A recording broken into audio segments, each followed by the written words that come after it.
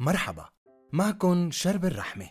وبهالسلسلة اللي اسمها خلي تفكيرك أو تفكيرك إيجابي، رح أحكي معكن عن أمور أنا عشتها وأنا اختبرتها وخلتني شوف الحياة من منظار إيجابي. بتمنى هالسلسلة تنال إعجابكن، وإذا حبيتوها شاركوها مع أصحابكن. الحلقة الرابعة: كيف نحكي مع حالنا. كتير مهم كيف نحكي مع حالنا وأي كلمات نختارها تنحكي مع حالنا. منركز كتير بحياتنا اليومية على الطريقة يلي بنتواصل من خلالها مع أهلنا، مع الجيران، مع الناس بمجتمعنا وبأشغالنا، والناس يلي منلتقي فيهم مرة واحدة بالحياة. وما مننتبه كفاية قديش كمان مهم نركز ونهتم بالطريقة اللي بنحكي فيها مع حالنا. منتعلم من نحن وصغار كيف نحترم غيرنا ونتواصل مع غيرنا بطريقة لبقة ومهذبة ومحترمة، وهيدا الشي أساسي جدا.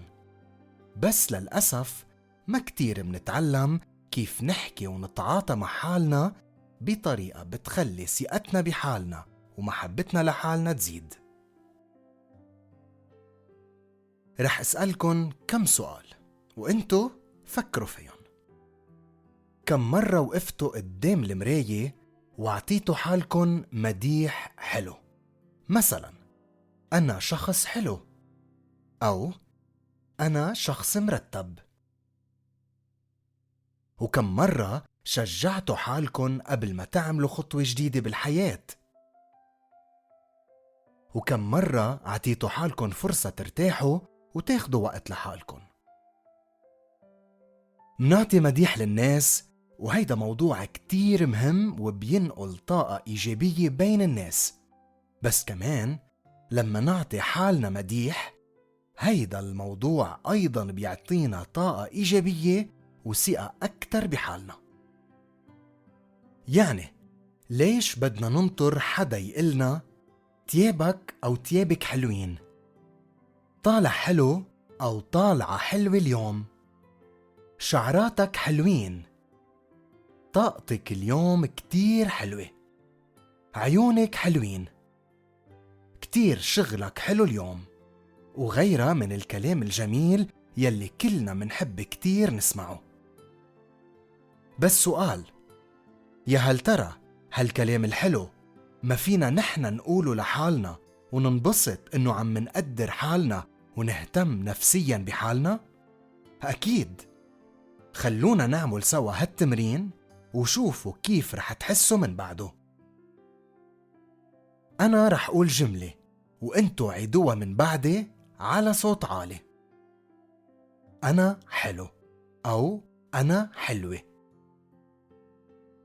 اليوم طاقتي غير شكل.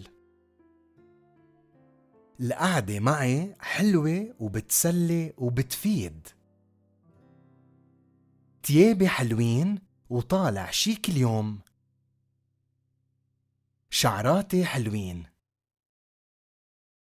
حضوري بالشغل كتير حلو. طريقتي بالتعاطي مع الناس متفهمة ومثمرة وفعالة. وجودي إله قيمته وين ما كنت. ابتسامتي بتخلي الناس تبتسم. أنا بوثق بقدرتي إني أعطي أحلى شي عندي. معليش إذا اليوم ما كنت منتج مثل ما كنت متوقع. معليش إذا حسيت إنه كان فيي أقدم شي أفضل من اللي قدمته. مش آخر الدنيا إذا تأخرت بشغلة كان مفروض تخلص قبل وقتها. معليش بتصير إنه طاقتي اليوم ما كانت بأوجها. حسيتوا بشعور حلو بقلبكن لما قلتوا هالحكي؟ أكيد. بعد رح نعمل تمرين صغير دايما اعملوه كل ما توقفوا قدام المراية. قولوا لحالكم: اليوم رح كون ناجح. اليوم رح أعطي قد ما بقدر. اليوم أنا إنسان مقدر. أنا بقدر حالي وطاقتي وأفكاري ومشاعري. أنا اليوم إنسان حلو ورح أعطي جو حلو حولي.